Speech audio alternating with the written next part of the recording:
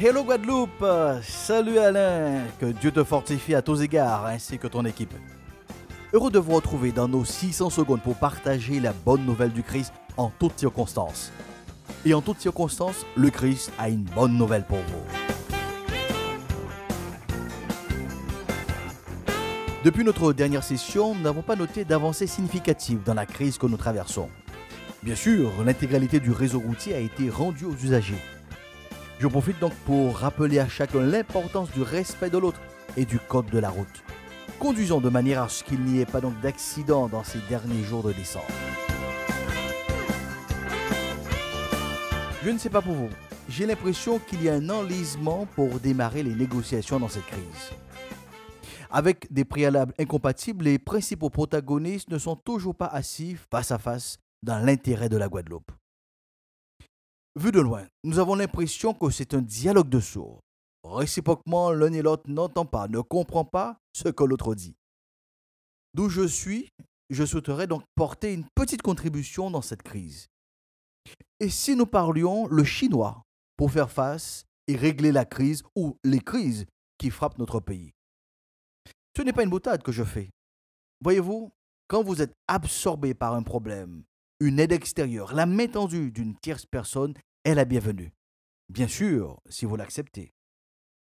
Juste avant d'exprimer ma proposition, je tiens à saluer la communauté chinoise qui vit depuis plusieurs décennies avec nous, qui s'intègre et qui enrichit la société guadeloupéenne.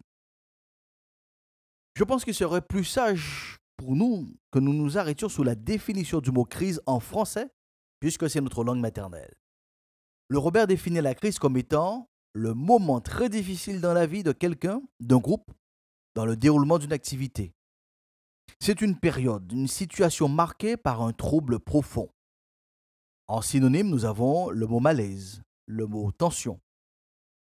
Je crois que nous sommes en phase. Nous reconnaissons que la Guadeloupe connaît un trouble profond depuis plusieurs décennies. Ces derniers jours, nous avons simplement assisté donc à une éruption volcanique et bien donc de ce trouble profond. Et si nous parlions chinois pour faire face et régler la crise ou les crises qui frappent notre Guadeloupe? Chers auditeurs, chers internautes, savez-vous que dans la langue chinoise, le mandarin, le mot crise est composé de deux mots. Un premier mot qui informe sur le danger, la faille, la rupture que présente bien, la situation que l'on qualifie donc de crise. Il y a un deuxième mot qui informe sur les possibilités de changement, d'opportunités qui se trouvent dans la même situation que l'on qualifie de crise. Et si nous parlions le chinois pour faire face et régler la crise ou les crises qui frappent bien donc notre pays? Si nous comprenons bien la perception chinoise donc de la crise, il n'y a pas que l'aspect problématique à considérer donc dans une crise.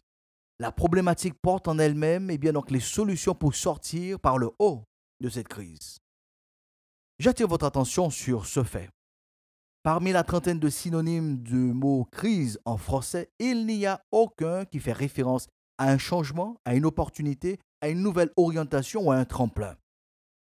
Notre compréhension, notre perception donc de la crise serait plus culturelle. La crise serait davantage pour nous, les francophones, donc comme un point de rupture à éviter et non un cap à franchir en vue de nouvelles opportunités. Et si nous parlions donc le chinois pour faire face et régler la crise ou les crises qui frappent notre pays? Entre le français et le chinois, nous avons notre créole qui nous sert de pont. Nous qu'a dit en créole, si on désode qu'à mettre on l'ode. C'est donc une crise qui génère la prise de conscience. Cette approche chinoise de la crise provient donc d'un principe du royaume de Dieu qui a été appliqué, expérimenté et formalisé. Il n'y a aucune situation qui soit désespérée. Comme nous le disons si bien, tant qu'il y a vie, il y a espoir. En lisant la Bible, nous retrouvons à de multiples reprises ce principe face à la crise. Dès le livre de la Genèse, au chapitre 3, face à la première crise de l'humanité, où l'homme a décidé de prendre bien donc, son autonomie vis-à-vis donc, de Dieu, au milieu de cette rupture, dans cette faille, au beau milieu donc, du jardin d'Éden, Dieu trouve dans cette crise l'opportunité, la solution pour un changement possible bien donc, pour l'homme. Je dis bien l'homme, car c'est l'homme qui se trouve dans une crise et non pas Dieu. Dieu ne connaît pas la crise. Après avoir donc mangé le fruit défendu, L'homme et la femme découvrent qu'ils sont nus. Écoutez donc la suite du récit en Genèse 3, versets 8 à 13. Il est donc dit ce qui suit. Alors ils entendirent la voix de l'Éternel Dieu qui parcourait le jardin vers le soir, et l'homme et sa femme se cachèrent loin de la face de l'Éternel Dieu, au milieu des arbres du jardin. L'Éternel Dieu appela l'homme et lui dit, « Où es-tu » Il répondit, « J'ai entendu ta voix dans le jardin et j'ai eu peur parce que je suis nu et je me suis caché. » Et l'Éternel Dieu dit, « Qui t'a appris que tu es nu? Est-ce que tu as mangé de l'arbre dont je t'avais défendu de manger ?» L'homme répondit, « La femme que tu as mise auprès de moi m'a donné de l'arbre et j'en ai mangé. » Et l'Éternel Dieu dit à la femme, « Mais pourquoi as-tu fait cela ?» La femme répondit, « Le serpent m'a séduite et j'en ai mangé. » Il est amusant d'observer que Dieu s'adresse au responsable en chef, à savoir l'homme. Ce dernier se dédouane, se décharge sur la femme. Cette dernière rejette la responsabilité ou sa responsabilité bien sur le serpent. C'est très instructif. C'est un modèle type des réactions dans une crise. Rares sont les fois où chaque protagoniste d'une crise se remet d'emblée en question sans accuser un autre.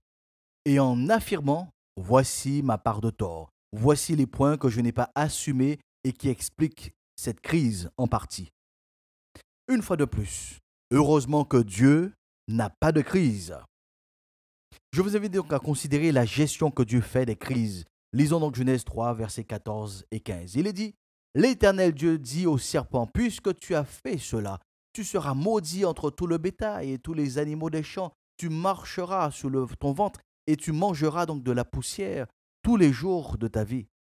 Je mettrai donc inimitié entre toi et la femme, entre ta postérité et sa postérité.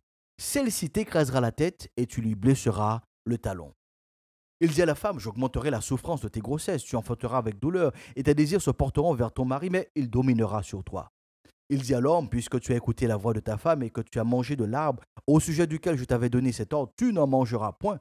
Le sol sera maudit à cause de toi. C'est ta force et bien donc de peine que tu en tueras donc ta nourriture tous les jours de ta vie. Il te produira donc des épines et des ronces, et tu mangeras donc de l'herbe des champs. C'est à la sueur de ton visage que tu mangeras du pain, jusqu'à ce que tu retournes dans la terre d'où tu as été pris, car tu es poussière et tu retourneras donc dans la poussière. » Fin de citation. Dieu reste donc fidèle à lui-même en rétribuant chacun à sa juste valeur.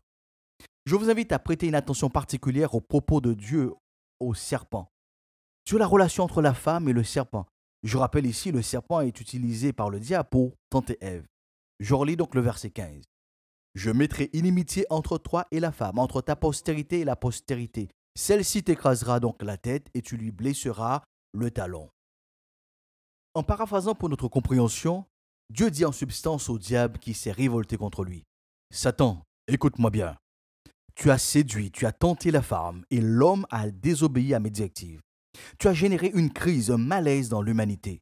Tu as troublé la relation de l'homme avec son Créateur. Je te le dis officiellement et solennellement, celle qui a été et qui sera pointée du doigt comme étant à l'origine de la crise, à savoir la femme, c'est cette même femme que je vais utiliser pour apporter la solution au problème que cette crise produira. Entendez bien, c'est à partir donc de la femme que je saisirai l'opportunité pour venir dans les mêmes conditions donc de l'homme afin de remettre de l'ordre dans ce désordre que tu as mis sur la terre. Nous connaissons donc la suite de l'histoire. Comme dit, comme fait. Au temps marqué, la Vierge Marie a donné naissance au Fils de Dieu, le Christ. Chers auditeurs, chers internautes, c'est donc une loi universelle.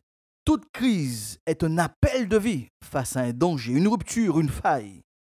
La réponse à cet appel de vie est le changement que vous opérez, les initiatives nouvelles qui sont prises afin de transformer le danger en opportunité. Et si nous parlions le chinois pour faire face et régler la crise ou les crises qui frappent notre Guadeloupe? Une fois de plus, notre Guadeloupe ne pourra pas prétendre bien donc à une version 2.0 en faisant l'économie des valeurs et des principes du royaume de Dieu que le Christ incarne. Lui qui a su inverser le cours de l'histoire pour l'humanité, il a les outils, les matériaux pour permettre aux papillons de la Caraïbe de reprendre son envol.